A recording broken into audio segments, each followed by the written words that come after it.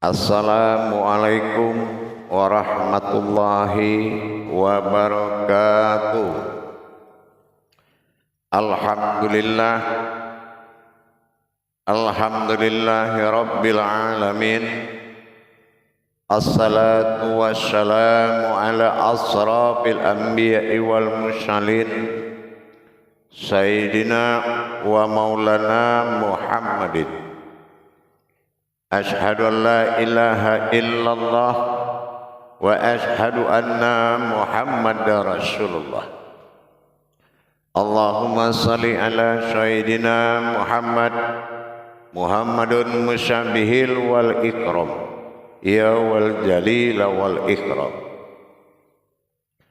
Subhanal malikul kudus, subhanatil izzati wa azzamati wa haibat wal qudrat wal sultan wal kamal wal jamal wal kibriyai wal ijabarut wala ya'budu wala ya'budu abda. Suhubukum quddus surabuna barabul malaikatihi wa ruhi subhanallah walhamdulillah wala ilaha illallah wallahu akbar. Wa tahirin wal mujahidina amma ba'du ibadullah. Bersyukur kita kepada Allah dengan mengucapkan alhamdulillahi rabbil alamin atas segala limpahan karunia, rahmah dan hidayahnya, serta dengan izinnya juga kita dapat menjalankan amanahnya, beramal dan beribadah zahir batin dunia dan akhirat. Bersalam kita tidak akan pernah kita lupakan. Marilah sama-sama kita sampaikan kepada junjungan kita Nabi Allah, Nabiul Akhirul Zaman, Rasulullah Muhammad sallallahu alaihi wasallam. Atasnya kalimahnya kita kalamkan bersama-sama dengan membacakan Allahumma sholli ala Sayyidina Muhammad wa ala alihi Sayyidina Muhammad. Alhamdulillah, bertemu lagi dengan saya Guru Mursyid Syekh Nur Muhammad Buya Irwan Maulana Al-Khalidi Sumatera Barat. Tentunya dalam rangka meningkatkan iman dan takwa kita kepada Allah dalam makom majelis zikir ma'rifatullah, dalam naungan Yayasan Islam Hidayatul Mubarakah, tentunya di dalam syiar tayangan YouTube Buya Pasaman Timur yang insya Allah selalu kita berbagi, dan berbagi itu adalah salah satu perbuatan yang sangat dipuji oleh Allah Subhanahu wa ta'ala. Hadirin jamaah kaum muslimin dan muslimat dimanapun berada, rahimakumullah. Insya Allah dalam waktu dan kesempatan yang sangat kita muliakan ini, saya akan berbagi wawasan terhadap nilai-nilai ibadah, yaitu dengan meningkatkan pemahaman dan pengetahuan kita di dalam nilai ibadah yang terbesar. Ibadah yang langsung kepada Allah adalah sholat. Dalam hal ini kita akan mengetahui dan belajar apa hakikat dari makna yang disebut dengan rukun 13 di dalam sholat. Memang di dalam amaliyah menyempurnakan sebuah adab kepada Allah dengan memenuhi rukun 13 mencapai tumakninah. Tumakninah itu adalah kesempurnaan, tetapi secara hakikat dipandang kembali rukun berjumlah 13. Kenapa melahirkan sebuah ibadah kesempurnaan tumakninah? Sebetulnya apa dibalik 13 yang dikandung tersebut sehingga kita mendapatkan hikmah kesempurnaan ibadah? Apa yang disembunyikan oleh kodrat 13 tersebut? Di sini kita akan mencoba melihat kembali dengan dasar tauhid dan hijaiyah yang terkandung di dalam rukun tersebut. Ternyata yang dimaksud dengan penyempurnaan tumakninah salat ini apabila kita telah bisa memenuhi rukun hakikat di dalam 13 tadi. Ada rukun hakikat yang menyatakan adanya asma bernama tumakninah, itu disebabkan adanya kewajiban hak-hak orang tua yang ada pada diri kita, baik itu orang tua yang sudah tiada atau telah meninggalkan keduniaan fana ini, baik orang tua yang masih ada. Ikatan batiniah antara orang tua dan anak sering kita sebut dengan hubungan dunia akhirat. Sebetulnya apa yang dikatakan hubungan dunia akhirat? Di mana letak hubungan dunia akhirat tadi? Kalau di akhirat ternyata masih ada hubungan, berbentuk apa hubungan antara anak yang masih hayat di dunia ini dengan orang tua yang sudah tiada? Hubungan apa lagi?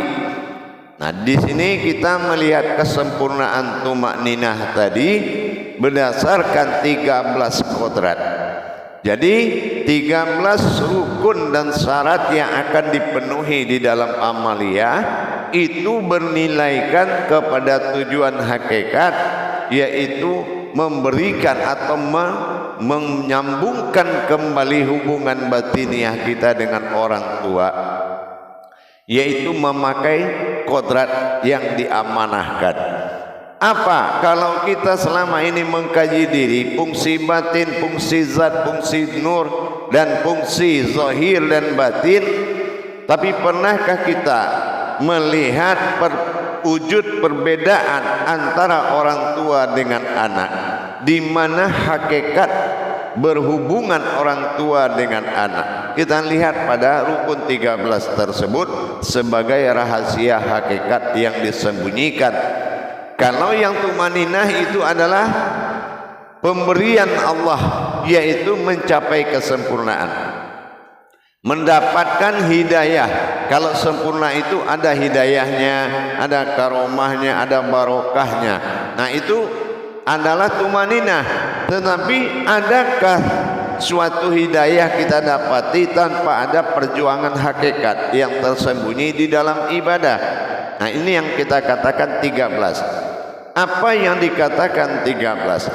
Kita akan berhubungan selama-lamanya dengan orang tua kita, meskipun dia tidak ada, disebut dengan hubungan iman dan takwa. Apa yang dikatakan iman adalah ilmu, apa yang dikatakan takwa adalah amalan atau mengerjakan. Jadi kalau kita tahu apa yang sering kita lakukan, sebuah amalan kepada orang tua yang sudah tiada, apa jalan ibadah yang tidak terputus dengan orang tua. Nah, kita lihat dari jumlah 13 tadi, ada hakikat ibu dan bapak di dalam sholat kita. Kalau kita tidak tahu bagaimana menjalankan hakikat ibadah orang tua, laki-laki dan perempuan di dalam kodrat sholat, maka sesungguhnya anak yang masih hidup di dunia ini memutuskan hubungan ibadahnya dengan orang tuanya yang telah tiada. Terus mana yang dikatakan dunia akhirat kalau anak tidak mengerjakan rukun 13 tadi, yaitu hakikat? Nah, di sini kita akan paham, belajar 13 itu 4 rukun dari ayah, 4 rukun dari ibu, dan 5 rukun dari Allah. Ini digabung menjadi 13. Mana rukun hakikat yang tidak terputus kita dengan bapak dan ibu di dalam tajalli Allah 5 waktu? Ini 4 kodrat bapak pada diri dan 4 kodrat ibu pada diri, 5 tajalli Allah dalam sholat. Berarti apabila si anak sholat, kalau dia melaksanakan dan menjalankan kodrat bapak dan ibunya, berarti dia telah memberikan sholatnya kepada ibu dan bapaknya yang sudah tiada ataupun yang masih ada. Jamaah yang dirahmati Allah rahimakumullah, mana kodrat bapak 4 pada diri? Inilah yang kita lihat dari kodrat wujudnya sifat manusia 8 batang tulang. Ini akan melahirkan hijrah 20 sifat Allah pada diri. Sifat yang 20 ini adalah memperjalankan kembali sifat kehambaan datang daripada Allah dan kembali kehambaan kepada Allah. Disinilah kita mengetahui nilai orang tua tadi. Kalau kita tidak mengadakan hubungan baitullah dengan orang tua di dalam sholat, maka tidaklah akan sampai kesempurnaan sholatmu 100 derajat dengan tumaninah tadi. Allah sempurnakan mulai dari niat sampai salam apabila ada kodrat orang tua yang terjadi di dalam sholat. Kalau tidak terjadi hubungan kodrat sholat dengan orang tua, di mana dasarnya ada kata bapak dengan anak, ibu dengan anak, itu dunia akhirat. Di sini kita akan lihat 4 dari batang tubuh tadi dikali 2, 8 batang tulang. Dalam Al-Quran menyebutkan 8 surat panjang, tetapi dalam kodrat 4 kodrat ibu dan 4 kodrat bapak. Mana yang dikatakan 4 kodrat ibu? Secara kodrat adalah pada wujud 4 batang tulang tangan dan lengan kita dikali 2, berarti itu 4 ya. Lengan itu ada 2 dan batang tangan dan itu ada 2 kodrat. Jadi 4 kodrat ini adalah kodratnya ibu. Dan kalau 4 kodrat bapak, ada 4 kodrat tulang pada paha 2 dan betis 2. Nah, ini dinamakan tajali. Nah, di sini kita melihat apa yang dilakukan oleh ibu dalam kodrat 4 tulang pada tangan kita. Nah, di sini kita akan memberikan balasan jasa perbuatan orang tua dengan perbuatan ibu melalui kodrat daripada tangan dari 4 batang tulang dari rukun 13 tadi. Seperti kita lihat, kita diasuh dari kecil, kita disuapin, kita dimanjakan, kita diurus, baju, celana, semua makan disuapin. Ibu itu mempergunakan tangannya. Maka kodrat inilah yang tidak bisa diputuskan dengan orang tua. Ini disebut dengan kodrat iman dan takwa. Dan kodrat 4 tulang pada paha dan betis ini dinamakan sifat aras dari bapak. Nah, ini sering jasa dan perbuatan orang tua, berjalan bekerja ke sana ke sini, berangkat pagi pulang malam, mempergunakan kodrat kaki ke sana ke sini dengan segala perjuangan. Ini dikodratkan arasnya sama bapak. Nah, ini kalau kita melakukan memberikan hidayah jasa-jasa mereka yang pernah ada di dalam tubuhmu, kamu akan mengajak dan melibatkan kodrat tersebut di dalam sholat. Nah, tentunya setelah usoli. Nah, setelah usoli itu ada munajat yang akan dibaca. Nah, setelah kita tahu munajat itu, kita laksanakan setelah usoli sampai pada lillahi ta'ala. Nah, kalau sudah dibacakan nanti munajatnya, maka kita dalam membacakan munajat ini kita boleh memandang dan mengingat wajah orang tua kita yang ada atau yang sudah tiada. Nah, karena waitunya sudah sampai kepada mereka, tinggal lagi di dalam bergerak kita memberikan gerakan mereka, mewakili gerakan tangan dan gerakan kaki yang terjadi di dalam sholat. Inilah yang menyebabkan rukun 13 menjadi kodrat ibu dan bapak di dalam tajalli Tuhan 5 waktu. Tajalli Allah 5 waktu jadi 4 tambah 4 8 ditambah 5 13 menjadikan hadiah atau hidayah dari Allah berupa tumakninah solat, kesempurnaan. Dianggaplah solat itu sempurna setelah adanya bapak dan ibu dalam kodrat yang dilakukan anak dalam solatnya. Maka tetap orang tua yang telah tiada tetap bertuhan kepada Allah.